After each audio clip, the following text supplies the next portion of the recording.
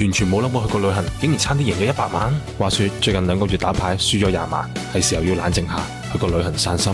咁我就飛咗去墨爾本，決定化悲憤為食量。點知經過賭場嘅時候，發現佢哋舉辦緊一個撲克比賽，報名費竟然要1萬蚊，咁貴，有邊個傻仔會報名啊？冇錯，我就係嗰個守唔到寡嘅傻仔。比賽有500幾人報名，冠軍係有100萬港幣。經過3日超過24個鐘嘅苦戰，我以第2少嘅籌碼量進入 Final Table。我哋8位選手，其中1個可以成為星球人。最後我好好彩殺入單挑環節，對手係澳洲頂級牌手，生涯贏過嘅獎金超過1億港幣。一開始佢嘅籌碼量比我多5倍，但係我係唔會放棄嘅。接近平手嘅時候，我一手驚天動地嘅偷雞，結果失敗咗，用100萬擦身而過。